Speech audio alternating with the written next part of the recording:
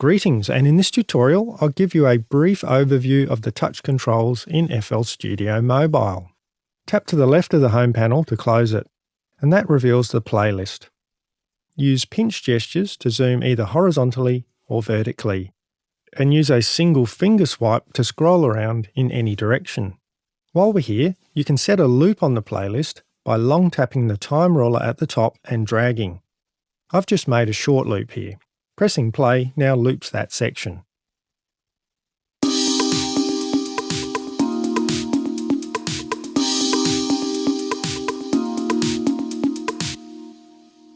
To remove the loop region, long tap on the ruler and release without dragging.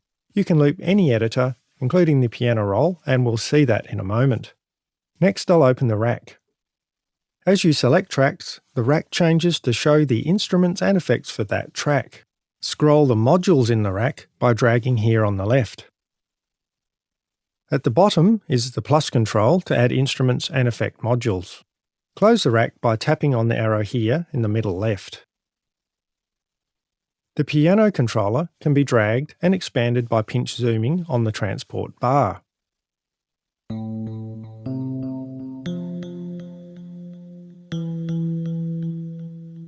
Tapping the bar will hide it.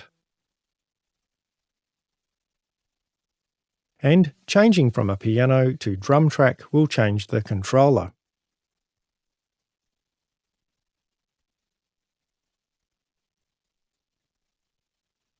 Tap the unlock button, and then you can long tap and drag pads around to suit your workflow.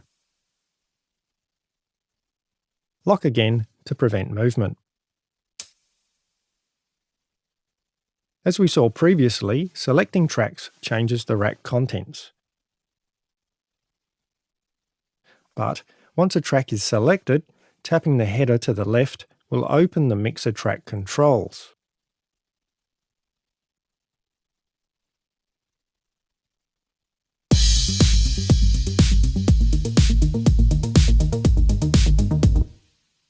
To get a large version of the mixer, tap here.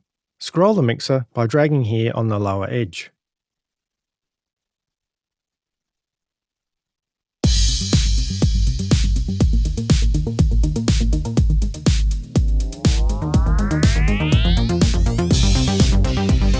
Tap the mixer icon again to close.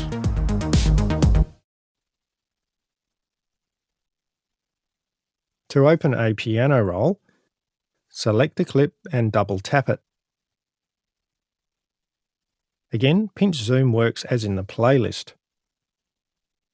If you tap a note, you'll get its edit controls.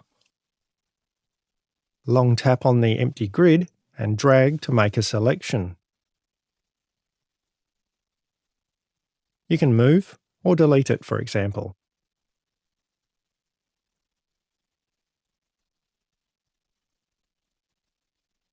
If you make a mistake, tap the undo button until you get back to the point you want. Now, before I select a drum track, I want to change the colour. Just long tap on the track header at the left, and that will open the track settings. I'll change it to green. Now just double tap the clip to open the step sequencer.